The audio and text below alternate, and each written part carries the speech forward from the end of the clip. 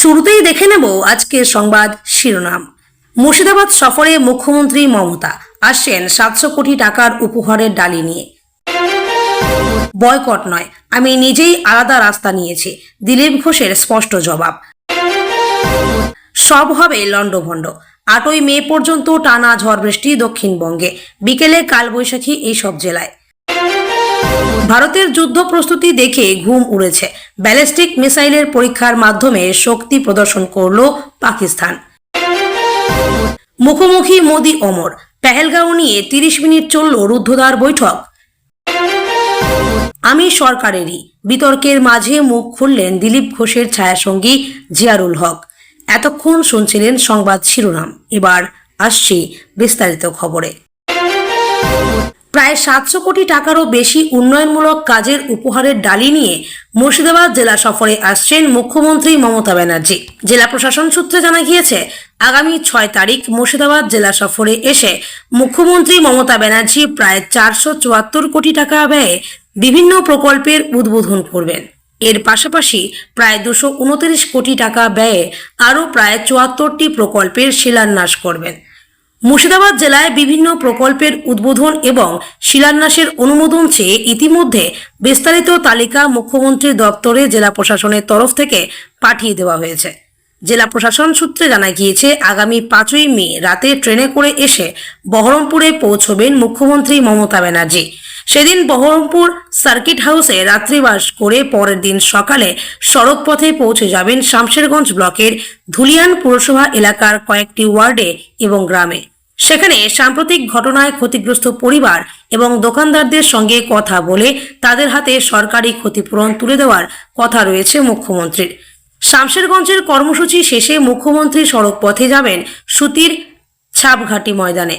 সেখান থেকে প্রায় 703 কোটি টাকা ব্যয়ে তিনি মুর্শিদাবাদ জেলার জন্য একাধিক প্রকল্প উদ্বোধন এবং শিলান্যাস করবেন।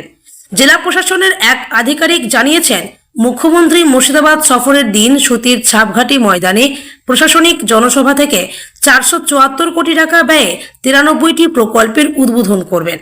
মুখ্যমন্ত্রীর হাত ধরে মুর্শিদাবাদ জেলায় একাধিক সংস্কার হওয়া রাস্তার উদ্বোধন হবে। তেমনি একাধিক নতুন সরকারি ভবন, হোস্টেল, স্বাস্থ্যকেন্দ্রেরও উদ্বোধন হবে। জেলা প্রশাসন সূত্রে খবর, প্রশাসনিক জনসভা থেকে মুখ্যমন্ত্রী খড়গ্রাম ব্লকের শেরপুর বিষ্ণুপুর পর্যন্ত 11.72 কোটি টাকা ব্যয়ে সংস্কার হওয়া নতুন রাস্তার উদ্বোধন করবেন। 11.23 কোটি টাকা ব্যয়ে সংস্কার ও চওড়া হওয়া কুলি মোরগ্রাম নতুন রাস্তাও উদ্বোধন করবেন তিনি। এছাড়াও শামশেরগঞ্জ ব্লক ও ধুলিয়ান পৌরসভার কয়েকটি ওয়ার্ডে গঙ্গা নদীর তীরবর্তী এলাকায় রাস্তা নির্মাণ, সংস্কার, নদী পার বাধাই এবং ভাঙন প্রতিরোধের কাজের উদ্বোধন করবেন মুখ্যমন্ত্রী। এই সমস্ত প্রকল্পগুলোর জন্য রাজ্য সরকার প্রায় 69.47 কোটি টাকা বরাদ্দ করেছে। এছাড়াও নবগ্রাম, সাগরদিঘি, ফারাক্কায় ছাত্রছাত্রীদের জন্য হোস্টেল নির্মাণ, ডোমকল, বেলডাঙ্গা, নওদা, ধুলিয়ান, খড়গ্রাম, সাগরদিঘিতে হেলথ অ্যান্ড ওয়েলনেস সেন্টারেরও উদ্বোধন করবেন মুখ্যমন্ত্রী।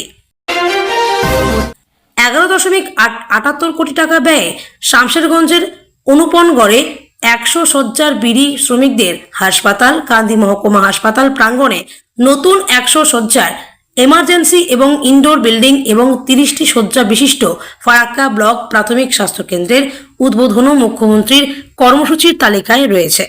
সুতির ছাপঘাটি ময়দানে প্রশাসনিক জনসভা থেকে মুখ্যমন্ত্রী 229 কোটি টাকা ব্যয়ে প্রায় 74টি প্রকল্পের শিলান্যাস করবেন।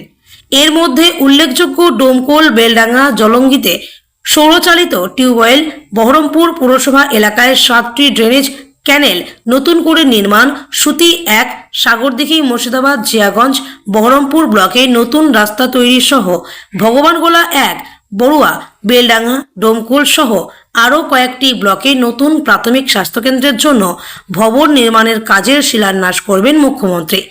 মুখ্যমন্ত্রী যে সমস্ত প্রকল্পের কাজের উদ্বোধন বা শিলান্যাস করবেন সেগুলো সম্পূর্ণভাবে শেষ হলে জেলার কয়েক লক্ষ মানুষ উপকৃত হবেন বলে জেলা প্রশাসন সূত্রে দাবি করা হয়েছে।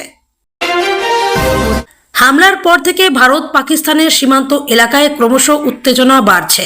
ইতিমধ্যেই যুদ্ধবিরতি চুক্তি লঙ্ঘন করে দিয়েছে পাক সেনা, যদিও তার জবাবও দিয়েছে ভারতীয় সেনা। অন্যদিকে জলপথে হোক বা আকাশপথে প্রতিনিয়ত শক্তি প্রদর্শন করে যাচ্ছে ভারত। গত শুক্রবারই দেখা গিয়েছে উত্তরপ্রদেশের আকাশে উঠছে রাফাল মিরাজের মতো যুদ্ধ বিমান। এছাড়াও দিন কয়েক আগে জলপথে আইএন বিক্রান্তকে মহড়ার দিকে দিতে দেখা গিয়েছে। অন্যদিকে অবশ্য ভারতের এই প্রস্তুতি দেখে ঘুম উড়েছে পাকিস্তানের। ক্ষেপণাস্ত্র পরীক্ষা পাকিস্তানের, তাই শনিবার সকাল থেকেই ক্ষেপণাস্ত্র পরীক্ষা করা শুরু করে দিয়েছে পাক সেনা। জানা যাচ্ছে এদিন ইসলামাবাদের পক্ষ থেকে দাবি করা হচ্ছে 450 কিলোমিটার রেঞ্জের surface two surface ballistic missile সফলভাবে পরীক্ষা করা হয়েছে। মিসাইলটি আবদালি উইকেন্ড সিলটেম নামে পরিচিত। পাক সরকারের তরফ থেকে এই পরীক্ষা সফল হয়েছে বলে দাবি করা হয়েছে। ভারত পাকিস্তানের সম্পর্ক প্রসঙ্গত, ইতিমধ্যেই পাকিস্তানের সঙ্গে কূটনৈতিক সম্পর্কে ইতি টেনেছে ভারত। বিশেষ করে সিন্ধু চুক্তি স্থগিত করার পরই বাকযুদ্ধ শুরু করে দিয়েছে পাকিস্তান। যদিও ভারত বিশেষ কথাবার্তা না বলে নীরবে শক্তি প্রদর্শন করে যাচ্ছে।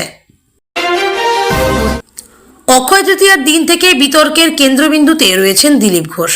সেদিনই রাজ্যের আমন্ত্রণে সাড়া দিয়ে দীঘার জগন্নাথ মন্দিরে হাজির হয়েছিলেন বিজেপি নেতা ও তার স্ত্রী রিঙ্কু মজুমদার। মুখ্যমন্ত্রী মমতা বন্দ্যোপাধ্যায়ের সঙ্গে হাসি মুখে বৈঠক করতে দেখা যায় তাদের।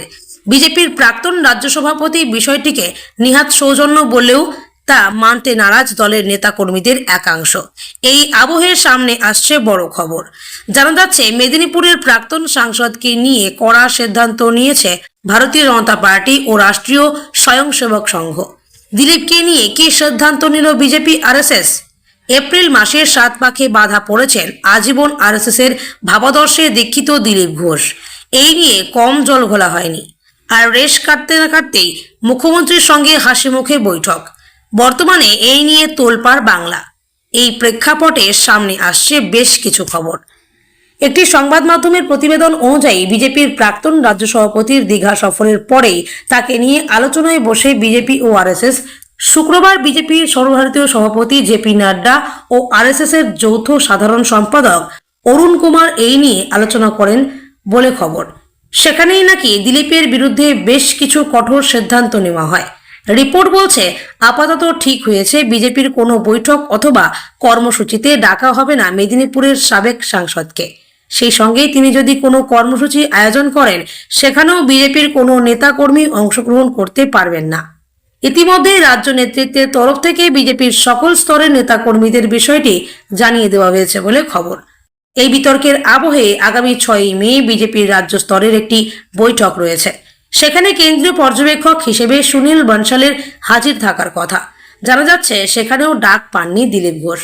প্রকাশ্যে এই বিষয়ে কোনো কিছু জানানো না হলেও তলে তলে এমনটাই হচ্ছে বলে খবর। আবহাওয়া দপ্তর জানাচ্ছে রবিবার পর্যন্ত কলকাতা সহ দক্ষিণবঙ্গের সব জেলাতেই কম বেশি বৃষ্টি হবে।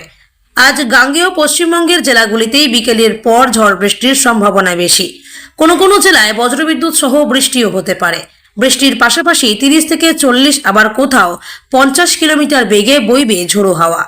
শনিবার বৃষ্টি হতে পারে কলকাতা সহ দক্ষিণের সব জেলাতেই। কলকাতাতে ঝড় বৃষ্টির সম্ভাবনা রয়েছে। রবিবার দক্ষিণবঙ্গের পশ্চিম মেদিনীপুর, ঝাড়গ্রাম, বাঁকুড়া, পূর্ব বর্ধমান, পশ্চিম বর্ধমান, বীরভূম, মুর্শিদাবাদ, নদিয়ায় হালকা থেকে মাঝারি বৃষ্টি হতে পারে, তবে ভারী বৃষ্টি হবে না কোথাও।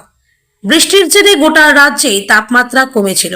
বেশ কিছুদিন কলকাতা সহ দক্ষিণবঙ্গের সব জেলাতেই তাপমাত্রা মোটের উপর স্বাভাবিকের নিচে ছিল। তবে এবার ফের একবার তাপমাত্রা বৃদ্ধি পেতে পারে আগামী সপ্তাহ থেকে। আগামী 8ই মে পর্যন্ত ঝড় বৃষ্টির পরিস্থিতি চলতে পারে দক্ষিণবঙ্গে। বজ্রবিদ্যুৎ সহ বৃষ্টির পাশাপাশি বইতে পারে ঝোড়ো হাওয়া। এক নজরে উত্তরবঙ্গ। উত্তরবঙ্গেও একই রকম আবহাওয়া থাকবে। বজ্রবিদ্যুৎ সহ ঝড় বৃষ্টি হতে পারে টানা। আজ উত্তরবঙ্গের পার্বত্য এলাকায় ঝড় বৃষ্টির অধিক সম্ভাবনা। ঘন্টায় 50 থেকে 60 কিলোমিটার বেগে ঝোড়ো হাওয়া বইতে পারে। উত্তরবঙ্গের বাকি জেলাগুলিতেও বৃষ্টির সম্ভাবনা, তবে তাপমাত্রাও বাড়বে এর মধ্যে।